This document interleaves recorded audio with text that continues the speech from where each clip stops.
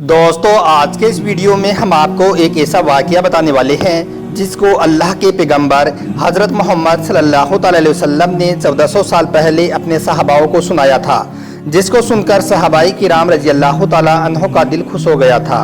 इसलिए दोस्तों यह वाक़या बहुत ही खूबसूरत है। आप इस वीडियो को आखिर तक ज़रूर देखें, आपका भी दिल खुश हो जाएगा और आपका अल्लाह पर भरोसा मजबूत हो जाएगा।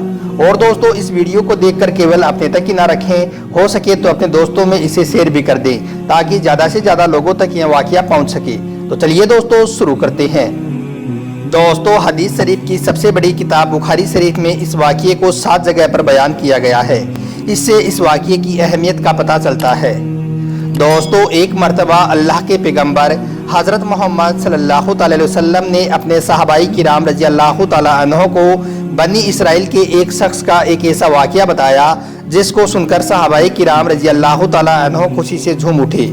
दोस्तों अल्लाह के पैगंबर हज़रत मोहम्मद सल्लल्लाहु अलैहि वसल्लम ने फरमाया कि एक मर्तबा बनी इसराइल में से एक शख्स को 1000 दिनार की सख्त ज़रूरत पड़ी, तो वो शख्स समुंदर पार करके यानी कि समुंदर के दूसरे किनारे पर जाकर वहाँ पर एक मालदार आदमी के पास पहुँचा और उससे वो 1000 दिनार कर्ज मांगने लगा।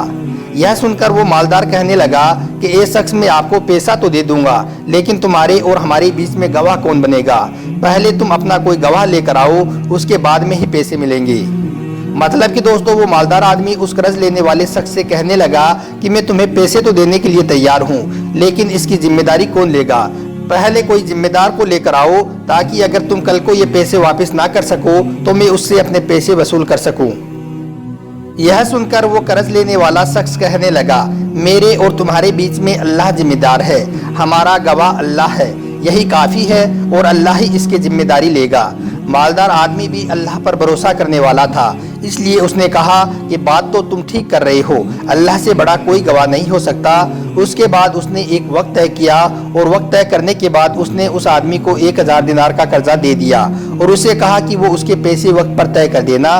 तो उस शख्स ने कहा कि ठीक है और उसके बाद वो शख्स समुंदर पार करके वापस अपने घर चला आया और जिस ज़रूरत के लिए उसने कर्जा लिया था उस ज़रूरत को उसने पूरा कर लिया। दोस्तों उसके बाद वक्त आ गया कर्ज वापस चुकाने का, यानी कि कर्ज अदा करने का वक्त करीब आ गया। तो उसने 1000 दिनार इकट्ठे किए और उस मालदार शख्स को वापस लौटाने के लिए घर से रवाना हो गया। वो उसी समुद्र के किनारे पर पहुंचकर कश्ती तलाश करने लगा, यानी कि नाव देखने लगा, लेकिन उसको वहां पर कोई भी कश्ती नहीं मिली। काफ़ी खोजबीन और तलाश करने के बाद जब उसको वहाँ पर कोई भी कश्ती नहीं दिखी तो उसको बड़ी फिक्र हुई कि कहीं कर्ज अदा करने से पहले मुझे मौत ना आ जाए, यानी कि कर्ज अदा करने से पहले ही मैं मर ना जाऊं। यही सोच विचार करता हुआ वो समुद्र के किनारे मारा फिरने लगा, लेकिन उसको वहाँ पर कोई भी सवारी नहीं मिली। आखिरकार मजबूर होकर उसने एक लकड़ी में एक सुराख किया और उस सुराख में 1000 दिनार और एक पर्ची रख दी जिसमें उसने लिखा कि ए समुंदर, मेरा कर्जा अदा करने में तू ही रुकावट बन रहा है, इसलिए मैं अपना कर्जा तेरे हवाले करता हूँ, अब तू ही जिम्मेदार है। फिर उसने उस लकड़ी का सुराख वापस बंद करके उसको समुद्र में बहा दिया और अल्लाह से दुआ करने लगा, ए अल्लाह, मेरा कर्जा अदा करने में यही समुंदर रुकावट बन रहा है, मैं तुझे गवाह बनाता हूँ और तू ही गवाह है और तू कफील है।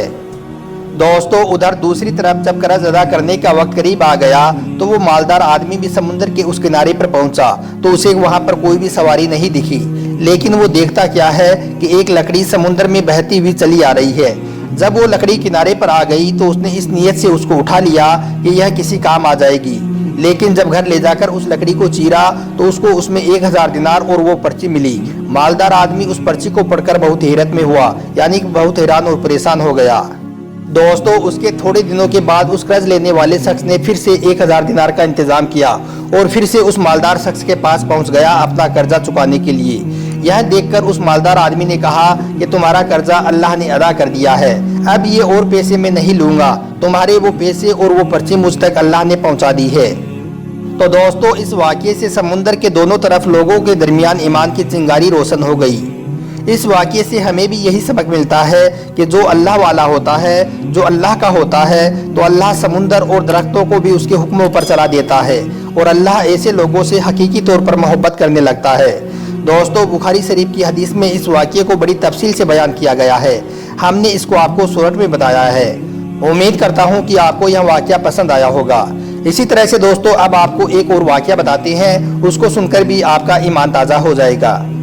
दोस्तों, अल्लाह ताला पर भरोसा करना अंबिया किराम के तरीके के साथ साथ अल्लाह ताला का भी हुक्म है। कुरान और हदीस में अल्लाह पर भरोसा करने का हुक्म बार बार दिया गया है। कुरान पाक में 7 मरतबा अल्लाह पर तवक्कुल यानी कि भरोसा करने की ताकीद की गई है। यानी अल्लाह ताला का हुक्म है कि अल्लाह पर ईमान लाने वालों को सिर्फ अल्लाह ही की ज़ात पर भरोसा करना चाहिए। दोस्तों, एक मरतबा एक गुलाम था और किसी के यहाँ पर वह काम करता था। एक दिन वह किसी वजह से काम पर नहीं गया तो उसके मालिक ने सोचा कि गुलाम की तनख्वाह बढ़ा कर दी जाए ताकि उसका काम में दिल लगे और वह दिलचस्पी से काम करने लग जाए। दोस्तों, उसके बाद जब उसको तनख्वाह देने का वक्त आया तो उसके मालिक ने उसको उसकी तनख्वाह से कुछ ज़्यादा पैसे दिए। उस गुलाम ने वह पैसे ले लिए, मगर वह गुलाम अपने मालिक को कुछ भी नहीं बोला और खामोशी के साथ वह पैसे रख लिए। दोस्तों, उसके कुछ दिनों के बाद वह गुलाम फिर से गैर हाजिर हो गया, यानी कि वह काम पर नहीं गया। यह देखकर उसके मालिक को गुस्सा आया और सोचने लगा कि उसको इस बार मैंने पैसे भी ज़्यादा दिए मगर फिर भी वह गैर हाजिर हो रहा है। यह देखकर उसके मालिक ने उसकी बढ़ी हुई तनख्वाह को वापस कम कर दिया और उसको इस बार पहले से कम करके तनख्वाह दी। जब उस गुलाम ने इस बार कम पैसे देखे तब भी इसने खामोशी इख्तियार की और इस बार भी वह अपनी ज़बान से कुछ नहीं बोला। उसके मालिक ने जब यह देखा तो उसको बड़ा ताज्जुब हुआ और उसने उस गुलाम से कहा कि जब मैंने तुम्हें गैर हाजिर होने पर तुझे तनख्वाह बढ़ा कर दी तब भी आपने मुँह से कुछ भी नहीं कहा, और अब जब मैंने तुम्हारे गैर हाजिर होने पर तुम्हारी तनख्वाह कम करके दी है तब भी तुम खामोश रहे। आखिर इसकी वजह क्या है? तो यह सुनकर उस गुलाम ने जवाब दिया कि मालिक, जब मैं पहली बार गैर हाजिर हुआ था तब मेरे घर में एक बेटी पैदा हुई थी और उस वक्त आपने मुझे तनख्वाह बढ़ा कर दी। तब मैं समझ गया था कि अल्लाह ने मेरी बेटी के हिस्से का रिज्क मुझे भेज दिया है, यानी कि मेरी बेटी के हिस्से का रिज्क खुदा ने मुझे भेज दिया है। और मालिक, जब मैं दूसरी बार गैर हाजिर हुआ था उस वक्त मेरी वालिदा का इंतकाल हो गया था। उस वक्त आपने मुझे तनख्वाह कम करके दी तो मैंने यह मान लिया था कि अल्लाह ने मेरी माँ के हिस्से का रिज्क उठा लिया है, यानी कि मेरी माँ अपने हिस्से का रिज्क अपने साथ ले गई है। इसलिए मालिक, मैं उस रिज्क के खातिर क्यों परेशान रहूं जिसका जिम्मा खुद अल्लाह ताला ने ले रखा है। सुभान अल्लाह। दोस्तों, हज़रत उमर रज़ियल्लाहु ताला अन्हु फरमाते हैं कि हुजूर अकरम सल्लल्लाहु अलैहि वसल्लम ने इरशाद फरमाया है कि अगर तुम अल्लाह पर भरोसा रखो जैसा भरोसे का हक होता है तो अल्लाह ताला तुमको इस तरह रिज्क अता करेगा जैसे कि अल्लाह परिंदों को अता करता है। परिंदे सुबह सवेरे खाली पेट निकलते हैं मगर शाम को पेट भरकर वापस लौटते हैं। मगर दोस्तों, याद रखें, परिंदों को भी रिज्क हासिल करने के लिए अपने घोंसलों से निकलना पड़ता है, इसलिए आपको भी मेहनत और मशक्कत करनी होगी। लेकिन इस बात को याद रखें, रिज्क देने वाली ज़ात सिर्फ और सिर्फ अल्लाह ताला है। आप उस पर भरोसा रखें।